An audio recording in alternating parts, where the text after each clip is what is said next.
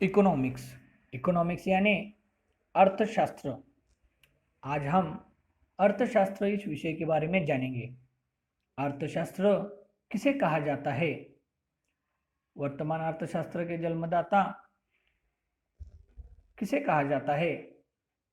और आर्थिक क्रियाएं और आर्थिक क्रियाओं के आधार पर अर्थशास्त्र के जो दो भाग किए गए हैं, व्यष्टि अर्थशास्त्र और समष्टि अर्थशास्त्र, इसके बारे में हम जानकारी लेंगे। इसी तरह हम आर्थिक प्रणालियों के बारे में जानेंगे और जो आर्थिक प्रणालियों के भाग हैं उनके बारे में भी हम जानकारी आज लेंगे। उसी तरह हम आर्थिक नीतियों के बारे में भी जानेंगे। तो चलो शुरू करते हैं हम आज की वीडियो, जो कि अर्थशास्त्र इस विषय से संबंधित है। अर्थशास्त्र अर्थशास्त्र सामाजिक विज्ञान की वह शाखा है जिसके अंतर्गत वस्तुओं और सेवाओं के उत्पादन, वितरण, विनिमय और उपभोग का अध्ययन किया जाता है। मतलब अर्थशास्त्र में उत्पादन, उपभोग, वितरण, विनिमय, इनका जो है अध्ययन किया जाता है। एडम स्मिथ वर्तमान अर्थशास्त्र के जन्मदाता माने जाते हैं। एडम स्मिथ ने वेल्थ ऑफ नेशंस ग्रंथ लिखा, जो सन 1776 में प्रकाशित हुआ। इस ग्रंथ में उन्होंने यह बतलाया है कि प्रत्येक देश के अर्थशास्त्र का उद्देश्य उस देश की संपत्ति और शक्ति बढ़ाना है। मतलब एडम स्मिथ जी ने उनके ग्रंथ वेल्थ ऑफ नेशन में यह बतलाया है कि अर्थशास्त्र का उद्देश्य क्या है? उस देश की संपत्ति और शक्ति को बढ़ाना है। अब हम आर्थिक क्रियाओं के बारे में जानेंगे। उत्पादन वह आर्थिक क्रिया है जिसका संबंध वस्तुओं और सेवाओं की उपयोगिता अथवा मूल्य में वृद्धि करने से है। उपभोग व्यक्तिगत या सामूहिक आवश्यकता की संतुष्टि के लिए वस्तुओं और सेवाओं की उपयोगिता का उपभोग किया जाना। विनिमय किसी वस्तु या उत्पादन के साधन का क्रय विक्रय किया जाता है और यह क्रय विक्रय अधिकांशतः मुद्रा द्वारा किया जाता है। वितरण से तात्पर्य उत्पादन के साधनों के वितरण से है। राजस्व के अंतर्गत लोक व्यय, लोक आय, लोक ऋण, वित्तीय प्रशासन आदि से संबंधित समस्याओं का अध्ययन किया जाता है। आर्थिक क्रियाओं के उद्देश्य के आधार पर 1933 में सर्वप्रथम रेगनर फ्रिश ने अर्थशास्त्र के दो भाग किए। पहला व्यष्टि अर्थशास्त्र, जिसे माइक्रो इकोनॉमिक्स कहा जाता है, और दूसरा जो है समष्टि अर्थशास्त्र, जिसे मैक्रो इकोनॉमिक्स कहा जाता है। व्यष्टि अर्थशास्त्र यानी माइक्रो इकोनॉमिक्स, यह वैयक्तिक इकाइयों का अध्ययन करता है, जैसे व्यक्ति, परिवार, फर्म, उद्योग, विशेष वस्तु का मूल्य।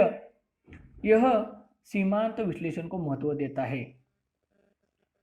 व्यष्टि अर्थशास्त्र में छोटे समूहों का अध्ययन किया जाता है, इसलिए इसे सूक्ष्म अर्थशास्त्र भी कहा जाता है।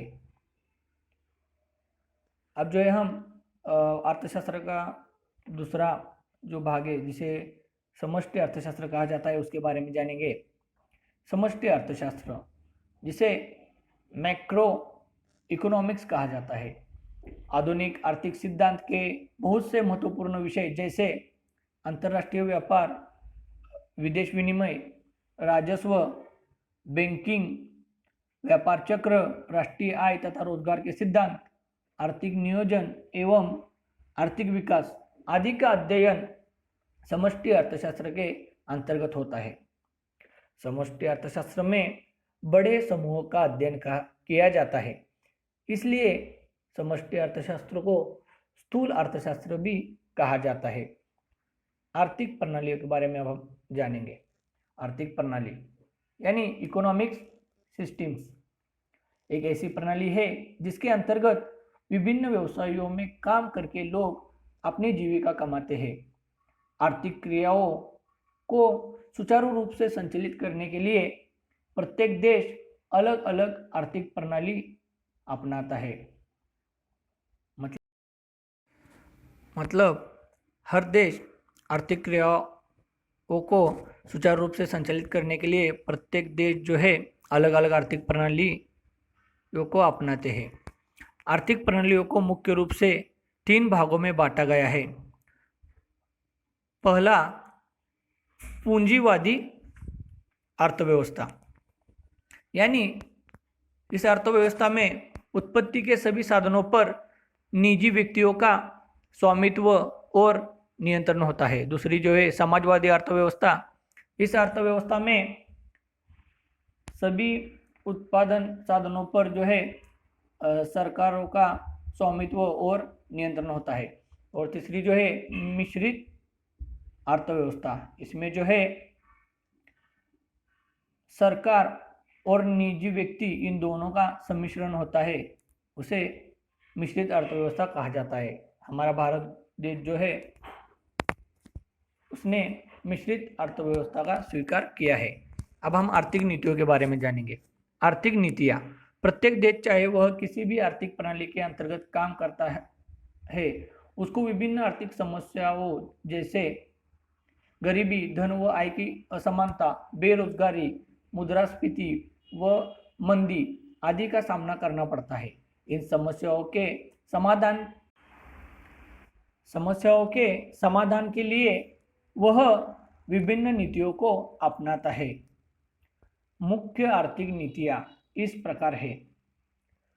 मौद्रिक नीति, राजकोषीय नीति, कीमत नीति, आय नीति, रोजगार नीति और आर्थिक नियोजन।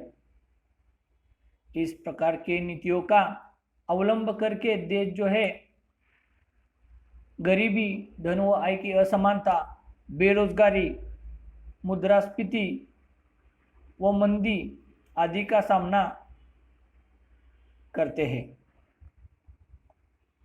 तो इसी प्रकार के इंफॉर्मेशन के लिए आप हमारे वीडियो को लाइक कीजिए, शेयर कीजिए और हमारे चैनल को सब्सक्राइब कीजिए। Thanks for watching this video.